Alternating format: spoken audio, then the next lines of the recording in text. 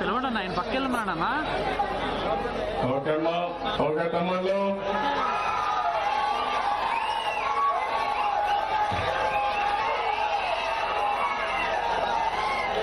రామకృష్ణ గారు మీరు రండి, మీ ముందుకు రండి.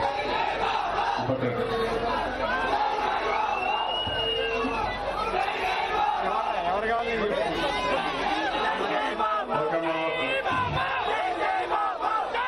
ఒక్క సెకండ్ ఓపెన్ బటన్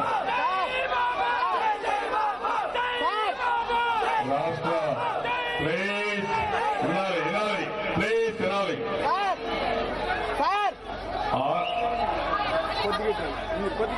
ఇది వస్తుందా ఏంటి? ఓకే మీరు కొంచెం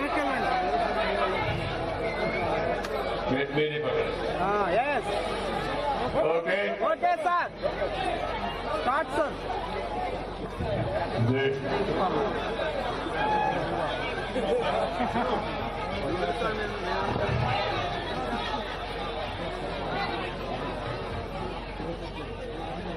రాష్ట్ర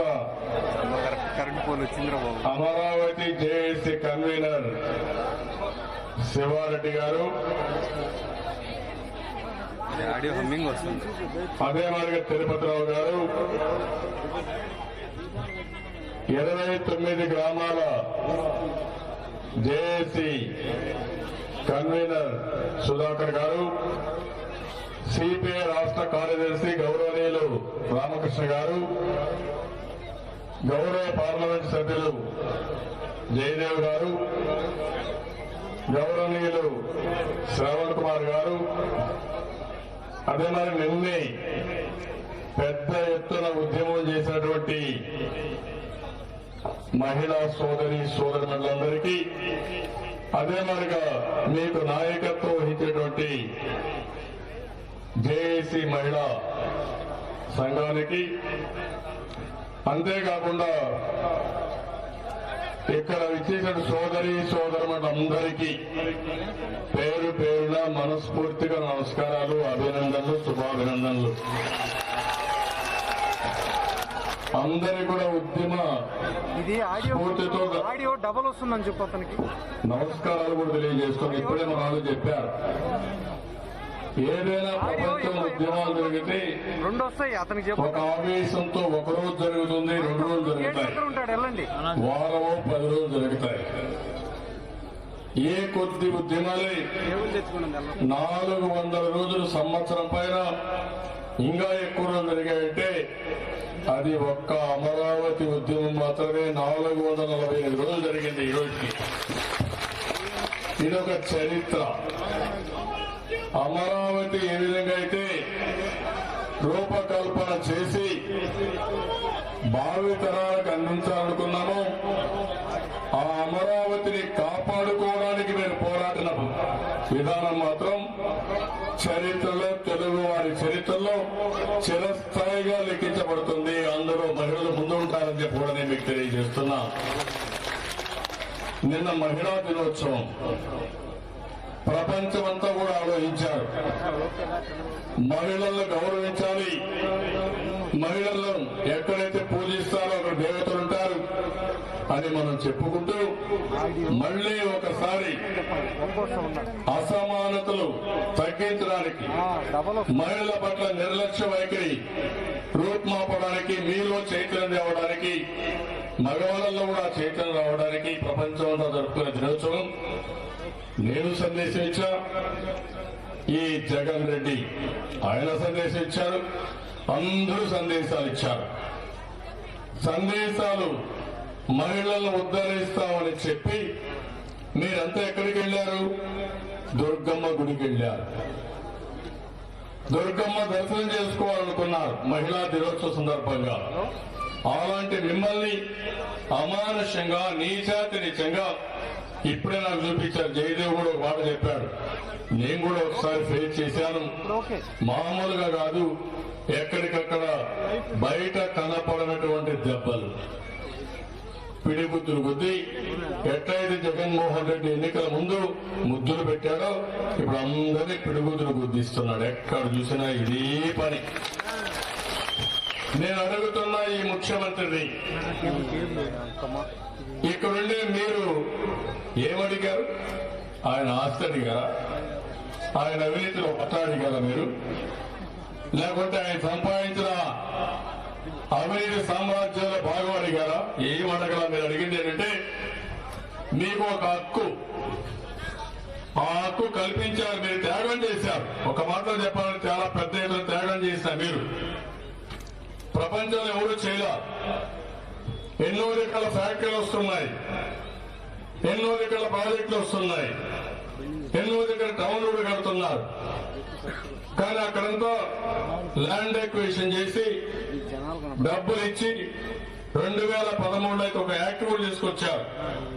ఎవరు ఇవ్వలేదు కాబట్టి మార్కెట్ రేట్ ప్రకారం 2.5 టైమ్స్ డబ్బులు ఇచ్చి అదే మరి R&R ప్యాకేజ్ ప్రతి ఒక్కరికి ఇక్కడ నష్టపోతారు కాబట్టి దాని నష్టపరిహారం కోసం చిన్న పిల్లలు కూడా ఒక R&R ప్యాకేజ్ ఇచ్చి ఆ ప్రాజెక్ట్ వస్తే ఆ ప్రాజెక్టు వల్ల ప్రజలంతా ఆనందపడతారు, అక్కడ పోయిన వ్యక్తులు కూడా అంతే ఆనందపడాలనే ఉద్దేశంతో కొత్తగా చట్టం తీసుకొచ్చారు. ఇక్కడ జరిగింది ఏంటి?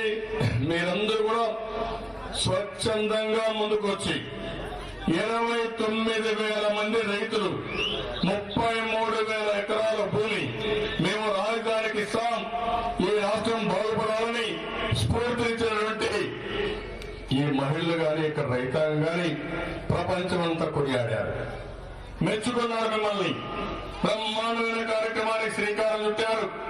ఇదే కరెక్ట్ మోడల్. దీనివల్ల ఇద్దరికి లాభం ఉంటుంది, భూమి కోల్పోయేలకు లాభం ఉంటుంది.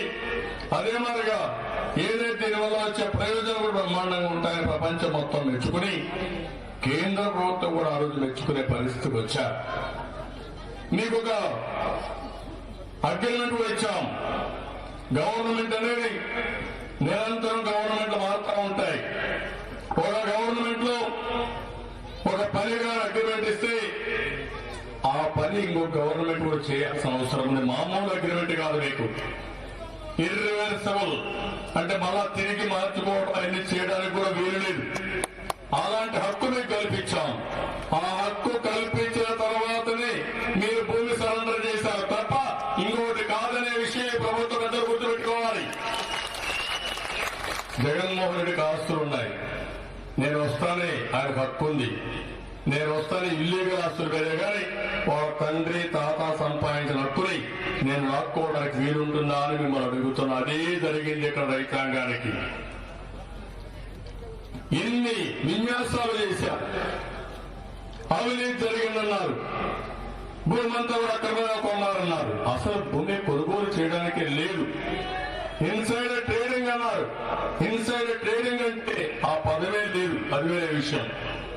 కార్పొరేట్ సెక్టర్ లో ఎవరైనా ముందుగా చెప్పి తద్వారా ఓడి కొట్టే ఇన్సైడర్ ట్రేడింగ్ అంటారు తప్ప లేకపోతే ఇన్సైడర్ ట్రేడింగ్ అనే మాటే రాదు. అలాంటిది మీరందరూ తొలి రోజులకు వచ్చి చెప్పారు.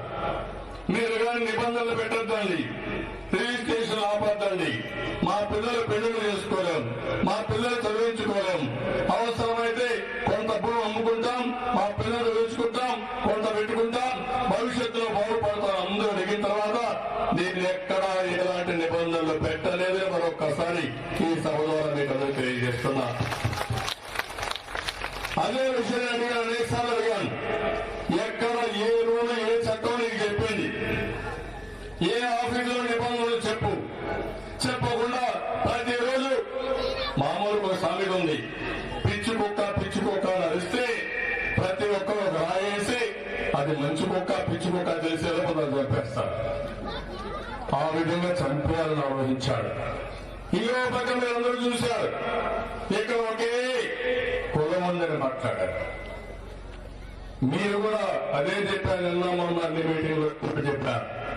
ప్రజలు ఎట్లా పోయారంటే ఆయన ముద్దులు పెడితే మీరు ఐస్ అయిపోయారు, కరిగిపోయారు. మీరు మంచి మనసుగా అందరిది కరిగిపోయారు, ఎక్కడికక్కడ కరిగిపోయి ఐస్ మారిగా మెల్ట్ అయిపోయారు. అయిపోయి అందరూ ఓట్లు వేశారు. కడాల అమరావతి రాజధాని కూడా వైఎస్ఆర్ కాంగ్రెస్ పార్టీని గెలిపించారంటే నిన్న గెలిచింది. గెలిచిన మాట వాస్తవం. నువ్వేకపోవచ్చు, గెలిచిన మాట అంటే అమరావతి. నేనేమంటాను, నేను దానికి తప్పట్లేదు, నేను దానికి బాధపడలేదు. ఎవరు చెప్తున్నా, ఖైరతాబాద్ లో నేను డెవలప్ చేశా. 94-95లో హైటెక్ సిటీ కట్టా. సైబరాబాద్ నగరం నిర్మాణం చేశా. అమెరికా ప్రెసిడెంట్ వచ్చాడు. ఆయన సమక్షంలో హైదరాబాద్, సికింద్రాబాద్ 2 నగరాలుంటే 3వ నగరం సైబరాబాద్ గా నామకరణం చేశా. అదే మరి హైదరాబాద్ లో బ్రహ్మాండ ఇంటర్నేషనల్ ఎయిర్పోర్ట్ కట్టా. దేశంలోనే first of it's kind private sector లో పబ్లిక్ ప్రైవేట్ పార్ట్నర్షిప్ లో కట్టా. అదే మరి ఔటర్ రింగ్ రోడ్డు 165 కిలోమీటర్ల ఔటర్ రింగ్ రోడ్ ని 165 కిలోమీటర్లు ఔటర్ రింగ్ రోడ్ వేయించా. నిన్న మీరు చూశారు, మీరందరూ వ్యాక్సిన్ వేసుకున్నారు కోవిడ్ కి. ఎప్పుడు పెట్టేదాన్ని? 99లో బయోటెక్నాలజీ పార్క్ పెడితే అక్కడ బ్రహ్మాండంగా అభివృద్ధి అయ్యి నిన్న కోవిడ్ కు వ్యాక్సిన్ తయారు చేసి భారత్ బయోటెక్ తయారు చేస్తే ప్రధానమంత్రి కూడా గర్వంగా వచ్చి చూడడమే కాదు, ఆయన కూడా ఆ వ్యాక్సిన్ వేసుకునే పరిస్థితికి వచ్చారంటే అది గర్వ కారణం. నా కోసం చేశాను, ఇది నా కోసం కాదు. ఆ రోజు ఎవరు ఆలోచించారా? ఎవరు ఆలోచించిన సమయంలో బయోటెక్నాలజీ ప్రాధాన్యత ఇచ్చా. దాని ఫలితమే ఆ రోజు ఒక చెట్టు నాట. ఆ చెట్టు మహానమైనటువంటి వృక్షంగా తయారై ఇప్పుడు దాని ఫలాలు వస్తూ ఉంటే అందరూ అనుభవించే పరిస్థితికి వచ్చారు. ఎందుకు నేను ఆ మాట చెప్పానంటే, నేను 99లో ఇవన్నీ చేస్తా ఉంటే మేము ఖైరతాబాద్ ఓడిపోయాం. ఎక్కడైతే అభివృద్ధి జరిగిందో అక్కడే ఓడిపోయాం. ఎక్కడైతే అమరావతి వచ్చిందో అక్కడే ఓడిపోయాం. నేను దానికోసం చేయలా, నేను ఓట్ల కోసం చేయలా. కానీ నాకు ఆ ఫలితాలు మీకు రావాలని చేశా. ఆ మంచి పేరు ఎప్పటికైనా ఉంటుందని చేశాను తప్ప ఇవ్వటి కాలే కాదు. ఆ విషయం మీరు గుర్తుపెట్టుకోవాలి. కొత్త ప్రజలు గుర్తుపెట్టుకోవాలి. ఏదో హైదరాబాద్ ఉంది, ఏదో హైదరాబాద్ ఉంది, ఎయిర్పోర్ట్ తీస్తాను, ఆ ఎయిర్పోర్ట్ చూస్తాను. చూసినప్పుడు ఎవరు నా పేరు చెప్పరు, నాకు ఒక తృప్తి, ఆనందం. నేను ఆ రోజు 20 ఎయిర్పోర్ట్లు చూసి ఎన్నో నమూనాలు తెప్పించి ఫైనల్ గా నమూనా ఫైనలైజ్ చేసి 5,000 ఎకరాల భూమి ఐడెంటిఫికేషన్ చేస్తే ఈరోజు హైదరాబాద్ కది ఒక మంచి గుండెకాయ వారిగా తయారైంది. అభివృద్ధికి మూల కారణమైంది. అది నా తృప్తి. ప్రజలకు అందించాను, ఎవరో కాదనలేరు. ఈ విషయం మీరు గుర్తుపెట్టుకోవాల్సిన అవసరం ఉంది. ఈ రోజు ఇక్కడంతా కూడా మన పిల్లలు ఉన్నారు. ఐటీకి ప్రాధాన్యత ఇచ్చాను. మీరు నాకు ₹1 ఇవ్వకపోవచ్చు. మీ పిల్లలు లక్షలు సంపాదిస్తున్నారు, ప్రపంచ దేశాలకు వెళ్లారు. కొంతమందికి నా పేరు కూడా లేకపోవచ్చు. కానీ నాకు ఆ తృప్తి, ఆ రోజు నాటిన ఒక చిన్న చెట్టు ఈ రోజు బ్రహ్మాండమైన ఫలాలు ఇస్తా ఉంది. ఐటీలో నెంబర్ 1 మనం తయారు చేయాలంటే అదే నాకు సాటిస్ఫాక్షన్ చెప్పడానికి మీకు తెలియజేస్తున్నా. అలాంటిది ఈ రోజు మీరు చూస్తే నేను ఇక్కడ అమరావతి కట్టింది కొంతమంది కోసం కాదు, 5 కోట్ల ఆంధ్రుల కోసమే కట్టా. ఆ రోజు చెప్పారు, హైదరాబాద్ మీరు అభివృద్ధి చేస్తున్నారు, డబ్బులంతా అక్కడే పెడుతున్నారు. కాదు, నేను ఒక్క పైసా కూడా పెట్టడం లేదు. సంపద సృష్టించడం తెలిసిన వ్యక్తిని కాబట్టి ₹1 పెట్టుబడి లేకుండా సంపద సృష్టిస్తున్నారు. దీనివల్ల ఆదాయం వస్తుంది, ఉపాధి కలుగుతుంది, భావితరాలకు భవిష్యత్తు ఉంటుందని చెప్పి ఆ రోజు ₹1 కూడా అవసరం లేకుండా ఆ రోజు డెవలప్ చేశాం. ఈ రోజు ఇక్కడ మీరందరూ ముందుకు వచ్చిన తర్వాత మొత్తం ప్రాజెక్టుకి అయ్యే ఖర్చు అంతా నిధులు వచ్చేది.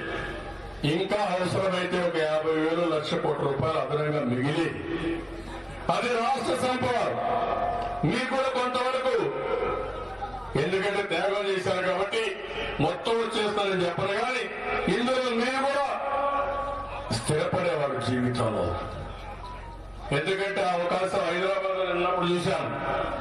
చిన్న చిన్న వాళ్ళు మామూలుగా వెనుకబడిన వర్గాలు, ఎస్సీలు, పేదవాళ్ళు, గిరిజనులంతా కూడా భూములు ఉంటే 1 ఎకరా అమ్ముకుంటే ఒక 10 ఏళ్ళు అయిన తర్వాత 5-6 ఏళ్ళు అయిన తర్వాత 1 కోటి నుంచి 30 కోట్లకు వచ్చేది. బాగుపడ్డారు, త్యాగం చేశారు. నేను ఇక్కడ మిమ్మల్ని కోరేది అలాంటి నమూనా ఇప్పుడే శివారెడ్డి గారు వస్తుంటే ఇద్దరు మాట్లాడుకున్నాం. సార్ మీకు చాలా బాగుంటుందన్నారు శివారెడ్డి గారు చెప్పారు. ఇది నా మానస పుత్రిక, నేనే దీనికి సృష్టికర్త.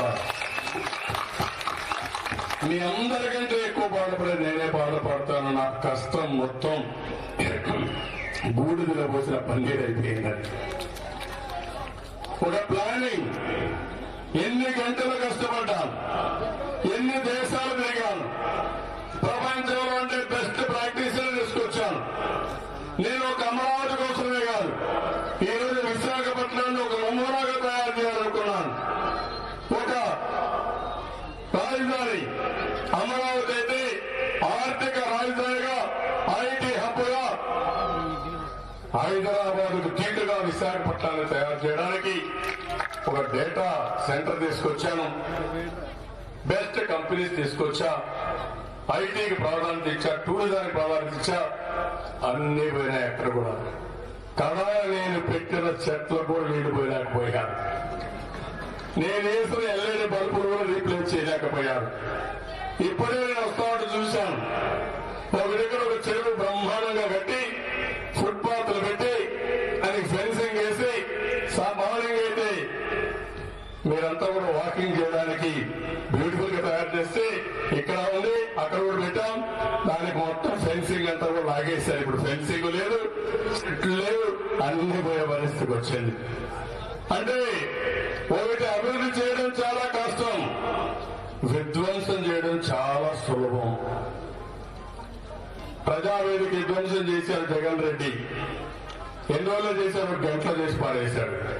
ఆ డెబ్రీస్ తీయడానికి 2 ఏళ్ళు పట్టింది. అక్కడ ఉండే కూల్ చేసిన మెటీరియల్ తీయడానికి ఇప్పుడు కూడా తీయలేకపోయాడు. అంటే ఎంత సులభమో మీరు ఒక్కసారి ఆలోచించండి. దాన్ని కట్టడానికి చాలా కష్టపడ్డాం, కానీ దాన్ని కూల్చడానికి మాత్రం చాలా సులభంగా చేయగలిగాడు. చాలా దుర్మార్గమైన వ్యక్తి. ఇక్కడ నేను ఒకటే మిమ్మల్ని కోరుతున్నాను, నిన్న జరిగిన సంఘటన పట్ల నేను తీవ్రంగా స్పందిస్తున్నా, బాధపడుతున్నా, గట్టిగా ఖండిస్తున్నా. ముఖ్యమంత్రి గుర్తుపెట్టుకో, రోజులన్నీ నీవు కావు. నిన్న జరిగిన అవమానం, ఇటీవల మీరు చేసే దౌర్జన్యాలు మహిళపైన చరిత్ర ఎప్పుడు మర్చిపోదు. చరిత్రలో నిన్ను శాశ్వతంగా ఒక దుర్మార్గుల కింద, ఒక నీచుల కింద, ఆడవాళ్ళ పట్ల ప్రవర్తన తీరు పట్ల గ్రహించే పరిస్థితి వస్తుంది. ఆ రోజు దుర్యోధనుడు మయ సభలో దుశ్శాసన పంపించి ద్రౌపది చీర లాగినప్పుడు ఆనందపడ్డాడు. కానీ తర్వాత కురుక్షేత్ర యుద్ధంలో ఏమైందో ప్రపంచం అందరికీ విట్నెస్ అయిన నగ్న సత్యం. రేపు కూడా చెప్తున్నా నీకు, నువ్వు చేసే అరాచకాలకు ప్రతి ఒక్క దానికి తగిన ప్రైజ్ చెల్లించే రోజు ఎంతో దూరంలో లేదని మరొక్కసారి హెచ్చరిస్తున్నా. ఎందుకు నేను ఈ మాట అంటున్నానంటే, మనమందరం ప్రజాస్వామ్యంలో ఉన్నాం. ప్రజాస్వామ్యంలో ప్రజల మనోభావాలకు అనుగుణంగా పనిచేయాల్సిన అవసరం ఉంది. ఈ రోజు ఇన్ని విషయాలు మాట్లాడాడు. విశాఖపట్నాన్ని రాజధాని అన్నాడు, ఎగ్జిక్యూటివ్ క్యాపిటల్ అన్నాడు. ఇన్ని మాట్లాడి నిన్న ఏదైతే విశాఖ ఉక్కు ఆంధ్ర హక్కు అని చెప్పి 32 మంది ప్రాణ త్యాగాలు చేసి అమృతంలో ఈ ప్రాంతంలో పుట్టిన వ్యక్తి ప్రాణత్యాగం చేసిన తర్వాత విశాఖపట్నం ఉక్కు వచ్చిన విషయం మనందరం గుర్తుపెట్టుకోవాల్సిన అవసరం ఉంది. అన్ని ప్రాంతాల్లో చేశారు, రాయలసీమ, తెలంగాణ అన్ని గ్రామాల్లో చేసి ఆ రోజు పోరాడి సాధించుకుంటే ఈ ముఖ్యమంత్రి నంగినాచిగా నాటకాలు ఆడుతున్నాడు. పాస్కోని పిలిపించాడు, మీటింగ్లు పెట్టాడు, గట్టిగా పట్టుకున్నాం, ఎవిడెన్స్ పెట్టాం. పెడతానన్నాడు, లేదు పాస్కో ఎక్కడ వచ్చారు, నా దగ్గర రాలేదన్నాడు. సాక్షాత్ పార్లమెంట్ లో మంత్రి చెప్పిన రికార్డ్స్ బయట పెడితే వేరే పనిగా వచ్చాడు. ఎక్కడో కృష్ణపట్నంలో పెడతా అన్నాడు, కడపలో పెడతా అన్నాడు, చర్చించారంటాడు. ఈ రోజు మంత్రి గారు చెప్పారు, నిన్న చాలా స్పష్టంగా చెప్పారు, మేము 100% ఈక్విటీ అమ్మేస్తున్నాం. అదే సమయంలో రాష్ట్ర ప్రభుత్వంతో మాట్లాడుతూనే ఉన్నాం. ఎప్పుడు అవసరమైతే అప్పుడు సహకారం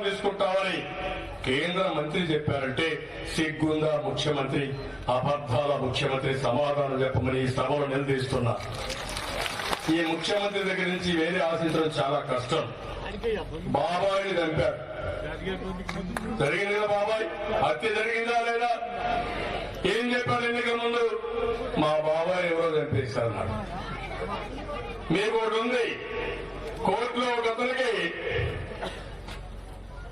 మరణ శిక్ష చేశారు. చేస్తే అతను ఒక చివరి కోరిక నీకేంటంటే, అప్పుడు అంటాడు నేను తండ్రి లేని బిడ్డని కాబట్టి నన్ను క్షమాపించి పెట్టమంటాడు. ఇదేంటి తండ్రి లేని బిడ్డ అంటున్నాడు, ఏంటి కథ అంటే అప్పుడు అడ్వకేట్ చెప్తాడు, అవునండి ఆయన తండ్రి నేనే చెప్పేశాడు కాబట్టి తండ్రి లేని బిడ్డ అయ్యాడు, ఆ కేసే ఈ కేసు అది. ఏమంటాను, వాళ్ళ బాబాయిని చెప్పి సిబిఐ ఎంక్వైరీ కావాలన్నాడు. ఎన్నికలైనాయి, చెల్లెల్ని మోసం చేసి సిబిఐ వద్దన్నాడు. చెల్లెలు కాదని కోర్టు పోయి సిబిఐ ఎంక్వైరీ చేయించే పరిస్థితి వచ్చిందంటే నీకు సిగ్గుందా? మనిషిగా నువ్వు మాట్లాడే మాటకు విలువ ఉందా? దీనికి సమాధానం చెప్పమని నిలదీస్తున్నా. విశాఖపట్నం స్టీల్ విషయం అట్నే చేశాడు. ఇంకో పక్క మీద చూశారు, కత్తి కోడి, కోడి కత్తి, కోడి కత్తి, ఇంత కోడి కత్తి, దాంతో హత్య చేయడానికి వచ్చారని ఎక్కడ లేని సానుభూతి. ఏమైందా కోడి కత్తి? కోడి కత్తి మాయం అయిపోయింది. ఏమనాలి ఇప్పుడు? ఇది ఒకటి కాదు, తిరుపతిలో వెంకటేశ్వర దగ్గర పింక్ డైమండ్ ఎంత మాట్లాడారంటే మా ఇంట్లో ఉంది ఇప్పుడు దొరుకుతుందని మాట్లాడారు. దానిపైన డిఫర్మేషన్ కేసు వేశారు, 200 కోట్లు. అధికారం వచ్చింది, ఇప్పుడు భయం పుట్టుకున్నది. ఆ కేసే అవసరం లేని తీర్మానం చేస్తే ప్రైవేట్ కేసేసి ఇప్పుడు మనం ఫైట్ చేసే పరిస్థితికి వస్తున్నాం. ఎంత దొంగలో మీరు ఒక్కసారి గుర్తుపెట్టుకోవాలి.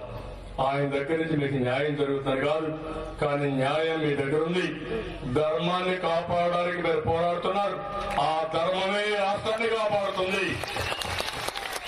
న్యాయం ధర్మం మీతో ఉంది, చట్టం మీది, హక్కు మీది.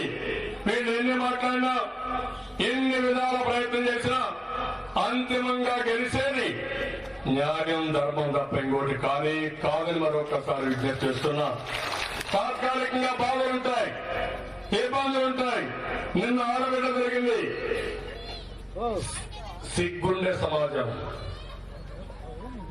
ఈ యొక్క నాగరిక సమాజం ఎవరైనా అప్రిషియేట్ చేస్తారండి? ఏంటి మీకు ఏమైపోతుందో వాళ్ళు పోతారు, దర్శనం చేసుకుని వస్తారు, లేకపోతే ఇంకో 10 నిమిషాలు అజిటేషన్ చెప్పే వస్తారు. దుర్గమ్మ తల్లిని కోరుతారు, మా కోరిక మన్నించి అమరావతిని సాధించి పెట్టమని. ఎందుకంత ఇంటాలరెన్స్? ఎందుకు మీకు? ఎందుకంత అసహనం మీకు? ఏమనుకుంటున్నారు మీరు? అంటే ఇక్కడున్నారు, పోలీసులు ఉన్నారు. నేను అందుకే చెప్తున్నా పోలీసులకి, మీరు కూడా ఎక్స్ట్రా విషయాలు చాలా వేస్తున్నారు పోలీసులు, గుర్తుపెట్టుకోండి. రోజులెప్పుడు జగన్ రెడ్డి ఉండవు. మళ్ళా నేను చెప్తున్నా, ఏ పోలీసులు ఇక్కడ డ్యూటీకి వచ్చారో అది కూడా రికార్డులో ఉంటుంది. రికార్డులు కూడా తారుమారు చేయలేరు. ఈ కేసులన్నీ రికార్డు అయ్యాయి. శివారెడ్డికి ఏం పనండి ఇక్కడ? పాపం మీకోసం వచ్చారు తప్ప ఎందుకు రావాలి ఇక్కడికి? తిరుపతిలోకి ఏం పని ఉంది? రాష్ట్రానికి అన్యాయం జరిగిందని వాళ్ళు వస్తే, మీ హక్కులు కావరాస్తున్నారు, మీకు సహకరించాలని వాళ్ళు వస్తే వాళ్ళపైన కూడా కేసులు పెడతారా మీరు? అంటే మీరేమనుకుంటున్నారు? ఇష్టానుసారంగా కేసులు పెట్టి, నేను ఎప్పుడో చెప్పాను మీ అందరికీ, పులివెందల పంచాయతీ ఒకటే పంచాయతీ. ఎవరన్నా ఎదురు లేగితే వాడిని లేపేయాలి. ఎవరన్నా కానీ మాట్లాడితే వాళ్ళని బెదిరించి ఏం చేయాలో చేయాలి. ఆ దెబ్బతో భయపడిపోయి ఎవ్వరు బయట రాకుండా పోవాలని ఆలోచించారు తప్ప ఇంకోటి కాదు. నేరస్తుల ఆలోచన అంతా కూడా ఉంటాయి. నేరాలు చేసే వాళ్ళు కేసులు పెట్టేది మన పైన, మీ పైన కూడా అదే జరుగుతా ఉంది. ఇది తాత్కాలికంగా పైశాచిక ఆనందాన్ని పొందొచ్చు కానీ జగన్ రెడ్డి అంత పిరికోడు ఇంకొక ఉండడు ప్రపంచంలో. ఆ విషయం కూడా మీరు గుర్తుపెట్టుకోవాలి. అసలు పిరికోడు. నేను అడుగుతున్నా, ఈ దారిలో వస్తుంటే, ఈ దారిలో వస్తున్నాడు అమరావతి రావాలంటే ఎన్ని రెండు జామలు, రెండు స్పెషల్ బుల్లెట్ ప్రూఫ్ కార్లు, బలగాలు, స్పెషల్ ఫోర్సులు, పరదాలు కనపడకుండా ఇంత పిరుకోరా నీ ప్రాణం అంటే అంత పిరుకుతాను నీకు.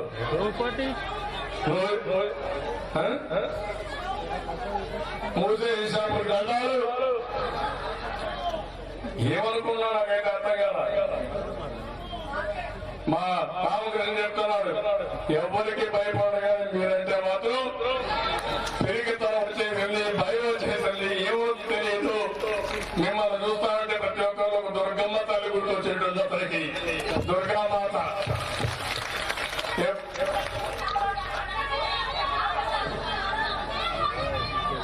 కాబట్టి నేను ఏమంటానంటే అన్ని ఉంటాయి.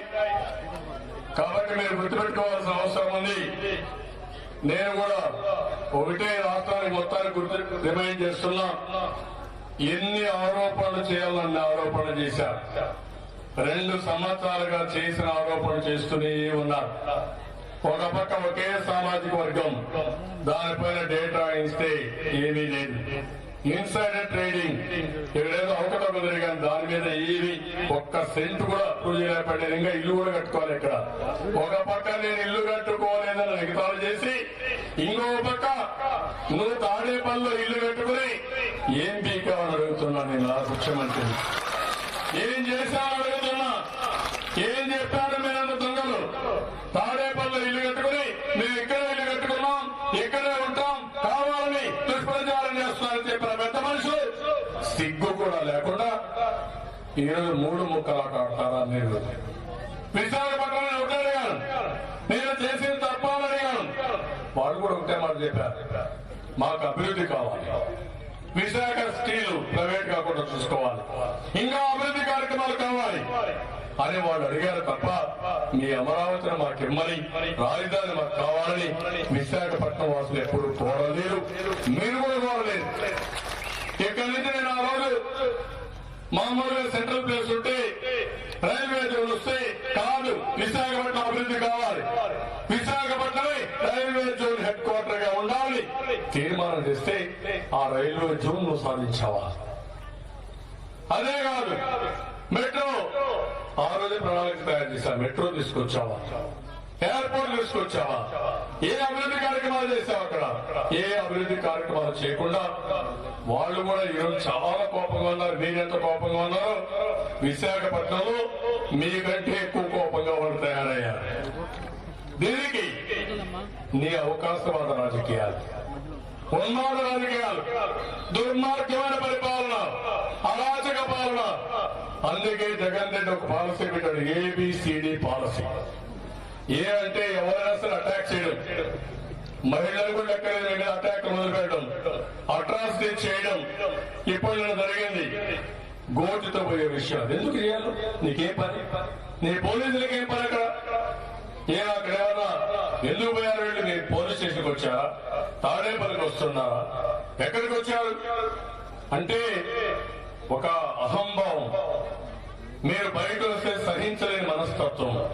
మీరు ఫ్రీగా తిరిగితే ఎట్లా తిరుగుతారని చెప్పి ఒక మనిషికి ఉన్మాదం, దాంతో చేశారు. ఈ విధంగా మిమ్మల్ని కాదు రాష్ట్రం అంతా చేస్తూనే ఉన్నారు. కడాన విశాఖపట్నం కూడా చేస్తే అక్కడ ఉండే ప్రజలంతా మీరు చూసి చాలా స్టైల్ గా ఉంటారు. నేను ఎన్నోసార్లు చెప్పాను, విశాఖపట్నం ప్రజానీకం చాలా కామ్ గా ఉంటారు, లా అబైడింగ్ సిటిజన్స్, ఎక్కడ పౌరుషం కూడా మాట్లాడరు.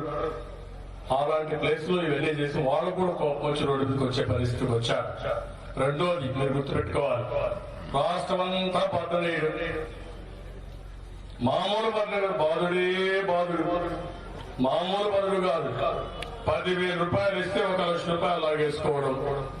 ఎక్కడ చూసినా ధరలు పెరిగిపోయినాయి, మన మద్యం ధరలు పెరిగిపోయినాయి. ఇంకో పక్కన రేపు మళ్ళా పన్నులన్నీ పెంచేస్తారు, ఇంటి పనులు అన్ని పెంచబోతున్నారు. ఈ విధంగా మొత్తం ధరలన్నీ పెంచేసి, ట్యాక్సులు పెంచేసి ప్రజలు చాలా వరకు బ్రతకలేని పరిస్థితి క్రియేట్ చేయడం. ఇది కాకుండా ఈయనొక్కడే సంపదపరుడు ఉండాలి. ఈ రోజు మీకు ఒక ఎకరా ఉంది, ఎకరాలు ఎంత వస్తుంది నీకు? 1000 నుంచి 2000 స్క్వేర్ యార్డ్స్ వస్తుంది. అది కూడా భరించలేదు. ఆయనకి మాత్రం 1,00,000 నుంచి 2 లక్షల నుంచి 3 లక్షల కోట్లు కావాలి ఆస్తి. రోజు రోజు పెరగాలి. సాయంత్రానికి లెక్కేసుకుంటూ కూర్చున్నాడు గల్లాపేట ఎంత పెరిగిందని. ఇవన్నీ ఇక్కడ పెట్టిన విదేశాలు కూడా పంపించాడు. తప్పకుండా ఎప్పుడో ఒకసారి నువ్వు చేసిన తప్పులన్నీ కూడా బయటపడతాయి. ఇప్పుడుండే కేసులే కాదు, మళ్ళా కొత్తగా కేసులు వచ్చి తగిన శిక్ష పడుతుంది. గుర్తుపెట్టుకోవాలని హెచ్చరిస్తున్నా. మనిషికి అంత పిచ్చ పనికిరాదు, డబ్బుల మీద ఆ వ్యామోహం పనికిరాదు. ఇంకో పక్కన విధ్వంసం. అమరావతి ప్రారంభించారు. ముందు ప్రజావేదిక, అమరావతి, విశాఖపట్నం, కర్నూలు. ఎవ్రీడే సాయంత్రం అయితే ఫ్రైడే ఈవినింగ్ ప్రొక్లైన్ పంపిస్తాడు. రెడీగా ఉంటుంది. ఎవరైతే నోరు తెరుస్తారో వాళ్ళ ఇంటి ముందర ప్రొక్లైన్ ఉంటుంది. ఎలక్షన్ లో ఎవరు నిలబడ్డాడో వాళ్ళ ఇంటి ముందర ప్రొక్లైన్ ఉంటుంది. ఏంటంటే ఫ్రైడే అయితే కొట్టేస్తే ఇంకో కోర్టుకి పోతే అప్పుడు డెమాలిషన్ అయిపోతుంది. సాటర్డే సండే హాలిడే, మండేకి ఇంకా కోర్టులో ఇప్పుడు 5 ఏళ్ళు 10 ఏళ్ళు పడుతుంది. ఇది అతని రాజకీయం. ఎక్కడ చూసినా విధ్వంసం. చాలా దుర్మార్గంగా చేస్తున్నాడు. ఈ విధంగా చేసి ఒక జంగిల్ రాజ్, అటవిక రాజ్యాన్ని స్థాపించాలనుకుంటున్నాడు. పులివెందులో ప్రారంభించాడు. మొన్న పుంగునూరు పుడింగుంగు ఆయన ఉన్నాడు. ఆయన కూడా కొంచెం చేశాడు. నేను పోతే 9 గంటలు నా తిరుపతిలో పెట్టానని చెప్పా. నన్ను 9 గంటలు మీరు తిరుపతిలో పెట్టారు ఒంటరిగా. పర్వాలే, భరిస్తా. నీ పోలీసు ఉన్నాను అనుకుంటున్నావు. రోజు వస్తుంది. నేను కూడా కన్యాలో చేస్తే బయట తిరిగే పరిస్థితి రాదు. గుర్తుపెట్టుకోవాలని హెచ్చరిస్తున్నా. తమాషా కాదు. అది 22 ఏళ్ళు నేను కూడా అనుకోనుంటే 2 ఏళ్ళలోనే మీరు వెళ్ళి చూపిస్తున్నారే. 22 ఏళ్ళు నేను కూడా అనుకోనుంటే బయట వచ్చేవాళ్ళ. గుర్తుపెట్టుకోవాలి. అబద్ధాలు, జాగ్రత్తగా ఉండండి. ఆ రోజు నేను అనుకోనుంటే ఈ జగన్ రెడ్డి పాదయాత్ర చేసేవాడా? నేను పెద్ద గొప్పోడా ఏమనుకుంటున్నాను? కానీ అది జరగదు. ఇది ప్రజాస్వామ్యం. ప్రజల అభీష్ట ప్రకారం తప్ప ఇష్టానుసారంగా చేస్తే ప్రజలు ఉపేక్షించరు, సహించరు. ఆ విషయం గుర్తుపెట్టుకోవాల్సిన అవసరం ఉంది. నేను అందుకని ఈ రోజు మిమ్మల్ని కోరుతున్నా. మిమ్మల్ని ఎట్లయితే అవమానం చేస్తున్నారో, రామకృష్ణను అవమానం చేస్తున్నారు, నన్ను ఇంకా ఎక్కువ చేస్తున్నారు. ఒకడు బూతుల మంత్రి, ఒకడు కొబ్బరి చెప్పల మంత్రి, ఇంకొకడు అవాళ మంత్రి, ఇంకొక చూస్తా ఉంటే ఒక్కొక్కరు ఒక్కొక్క విధంగా తయారై, ఒక ఆయన బెంచ్ మినిస్టర్, ఒక ఆయన పెట్టికతల మంత్రి, రకరకాలుగా తయారైపోయి తిడుతున్నారు. తిట్టినే పనులు నేను అన్ని లెక్క పెట్టుకోవడం కాదంటారు. రేపంట నేను అసెంబ్లీకి వస్తే అప్పుడు తేలుస్తానంటే ఏం చేస్తావు చూస్తా, ఏం పెడతారో చూస్తా. ఏం చేస్తావు? నేను ఎప్పటి సొత్తా ఇది? ఏమనుకుంటున్నాను? ఏదైనా ఉంటే ప్రతిపక్షంగా ప్రజలకు అండగా ఉండే బాధ్యత నాది. ప్రతిపక్ష నాయకుడిగా ఎవరికి అన్యాయం జరిగితే వాళ్ళకు తోడుగా ఉంటా, వాళ్ళకి అండగా ఉంటా, వాళ్ళ తరఫున పోరాడుతా. నీకు శక్తి ఉంటే సమస్య పరిష్కారం చేయి, సమాధానం చెప్పు. అంతేగాని బెదిరిస్తే ఇలాంటి ముఖ్యమంత్రి చాలా మంది చూశానే.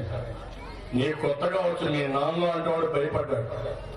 ఆయన కొంతైనా సభ్యత, సంస్కారం ఉండేది. ప్రజలు చూస్తే భయం ఉండేది. ఇతరికి రౌడీలను చూస్తే అమితమైన ప్రేమ కూడా కాదు, అమితమైన నమ్మకం రౌడీలను చూస్తే. రౌడీలకు అప్పచెప్పేస్తే వాళ్ళు చూసుకుంటారు. ఈ ప్రజలు ఏముంది నోరు ముగిస్తారు అనుకుంటున్నారు. కానీ ప్రజలంతా తిరగబడితే నీ రౌడీలకు ఎవరికి బట్టలు కూడా ఉండవు, రోడ్డు మీద కూడా తిరగలేరు. ఆ విషయం గుర్తుపెట్టుకోవాలి. ఉమ్మి మోస్తారు. చేస్తారమ్మా, ప్రస్తుతానికి అన్ని జరుగుతాయి. కానీ ఇప్పుడు మీ ఊళ్ళకి వచ్చేది, మీ గ్రామానికి వచ్చేది చేస్తే వదిలిపెడతారు తల్లి మీరు. రాష్ట్రంలో కూడా అదే జరుగుతుంది. రేపు మీరేం అదేపడదు. రాష్ట్రంలో ఇదే పరిస్థితి. నేను ఒక మాట చెప్పేవాడిని, ఎప్పుడు ఫ్యాక్షన్ లీడర్స్ ఎవరు కూడా ఉండకూడదు. ఫ్యాక్షన్ మంచిది కాదు, నేనేం నిర్బోధించా.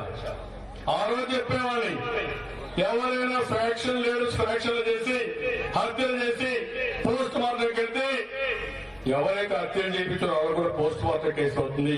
ఇది మీకు మంచిది కాదు. అది ఎన్నోసార్లు చెప్పాను. ప్రతి ఒక్కసారి ప్రతీకారం మంచిది కాదు, విద్వేషాలు మంచివి కాదు, హత్యలు మంచిది కాదు, ప్రజల్ని పేరించడం మంచిది కాదు. చేతనైతే సుపరిపాలన, చేతకాలపై ఇంట్లో పడుకోగానే ఇలాంటి తప్పుడు పనులు చేయొద్దని మరొక్కసారి హెచ్చరిస్తూ, ఏదేమైనా మీరు చేసేది పవిత్రమైన యజ్ఞం. నేను ఈ మాట వాడుతున్న పవిత్రమైన యజ్ఞం మీది. ఎన్నో చెప్పారు, ఇక్కడ ఫౌండేషన్ వీక్ గా ఉంటుందని చెప్పారు. ఆ రోజు వివేకానంద చనిపోతే మొదట సాక్షి పేపర్లు ఇచ్చిన హార్ట్ అటాక్ వచ్చి చనిపోయాడని అనుమానం వచ్చిన వాళ్ళకి హార్ట్ అటాక్ వచ్చి చనిపోతే గోడ పైన బ్లడ్ ఉంది ఏంటంటే, ఒకసారి హార్ట్ అటాక్ బ్లడ్ వస్తే కొత్త తీరి చెప్పారు. ఆ తర్వాత కూతురు కాదు పోస్ట్ మార్టం చేయాలంటే అప్పుడు బెడ్ పైన మొత్తం బెడ్షీట్ కప్పేస్తే అది తీసి చూస్తే బెడ్ అంతా మొత్తం ఎత్తుండే పరిస్థితికి వచ్చేసింది. ఇలాంటి తల్లి చాలా ఉన్నాయి, నేను ఇప్పుడు అవన్నీ చెప్పడం లేదు. చాలా దుర్మార్గమైన కార్యక్రమాలు జరుగుతున్నాయి, అవన్నీ వస్తాయి. ఇక్కడ నేను మిమ్మల్ని కోరేదంటే అలాంటి వ్యక్తి వాస్తవాలు చెప్పడం, ఎక్కడికక్కడ తప్పించుకోవడానికే ప్రయత్నం చేస్తారు, కానీ అడ్డంగా దొరికిపోతారు. ఎప్పుడైనా సరే గుర్తుపెట్టుకోవాలి, దొంగ ఎంత చాకచక్యంగా దొంగతనం చేసినా ఎక్కడో ఇక్కడ ఆనవాళ్ళు దొరకకుండా మానవు. అదే జగన్మోహన్ రెడ్డి గుర్తుపెట్టుకోవాల్సిన అవసరం ఉంది, హెచ్చరిస్తున్నారు. ఇంకో పక్క ముందే అదే టీవీలో చేశారు, మీరు చూస్తుంటారు అందరూ. భూకంపం, రాని భూకంపాన్ని కూడా సృష్టించారు. ఎంత దుర్మార్గులు అంటే వీళ్ళు. ఇలాంటివి చాలా చేశారు, అన్ని కూడా పటాపంచలైపోయినాయి. ఇప్పుడు ఏం చెప్పాలో తెలియకుండా నిన్న మొన్న అంటున్నాడు చేస్తాడని నాకు నమ్మకలేదు, కానీ ఈ బిల్డింగ్ కట్ట ఆ బిల్డింగ్ కట్ట అప్పులు తీసుకురండి అని మాట్లాడే పరిస్థితులు అవి కూడా నాకు నమ్మకం లేదు. ఏది ఏమైనా మన రాష్ట్రానికి పట్టిన అరిష్టం, ఈ రాష్ట్రానికి ఒక శని గ్రహం ఈ జగన్మోహన్ రెడ్డి, విశాఖపట్నానికి ఒక శని ఆ విజయసాయి రెడ్డి. వీళ్ళు ఈ రాష్ట్రాన్ని బట్టి అక్కడక్కడ పట్టుకున్నారు, పట్టుకొని ఇవన్నీ చేస్తున్నారు. ఏదేమైనా నేను ఒకటే మీ అందరికి గుర్తు చేస్తున్నా, అమరావతిని ఎవ్వరూ ఏమీ చేయలేరు. అమరావతి చరిత్ర ఉండే నగరం, ఇంకో పక్క ఒక పవిత్రమైన నగరం. ఎట్లయితే మనంలో పురాణాలు విన్నాం, అమరావతి దేవత రాజధాని, దేవేంద్రుడే ఇక్కడ రాజు. అలాంటి అమరావతిని ఎవరు ఎన్ని ప్రయత్నాలు చేసినా అమరావతిని ఏమీ చేయలేరని మరొకసారి మీ అందరికీ విజ్ఞప్తి చేస్తున్నా. శక్తి ఉంది అమరావతికి. ప్రపంచంలో ఉండే దేవాలయాలు, ప్రపంచంలో ఉండే మసీదులు, ప్రపంచంలో ఉండే చర్చల నుంచి, పవిత్రమైన ఆలయాల నుంచి పవిత్ర మట్టిని, పవిత్ర జలాలు తీసుకొచ్చాం. ఈ ప్రాంతానంతా కూడా చేశాం. డెఫినెట్ గా మహిమ ఉంటుంది. దేవుడు అనేవాడు ఉంటే అమరావతిని దేవుడే కాపాడుతాడు. మీరు ఎవరు ఆధారపడాల్సిన అవసరం లేదు కూడా మీకు తెలియజేస్తున్నా. ధర్మం మన దగ్గర ఉంది, చట్టం మంది, హక్కు మీది. అమరావతిని ఎవ్వరూ కదిలించలేరు.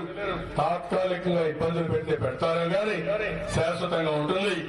అదే సందర్భంలో అమరావతిని కాపాడుకోవడానికి మీరు చేసే ఉద్యమం తెలుగు జాతి చరిత్రలో చిరస్థాయిగా లిఖించబడుతుందని చెప్పి కూడా నేను మీకు తెలియజేస్తున్నా. ఈ విషయం మీరు గుర్తుపెట్టుకోవాల్సిన అవసరం ఉంది. మీరు పోరాడండి, మీకు అండగానే ఉంటాం. ఎట్టి పరిస్థితులు ఎక్కడ అమరావతి ఉంటుంది, మీకు అనుమానం అవసరం లేదు.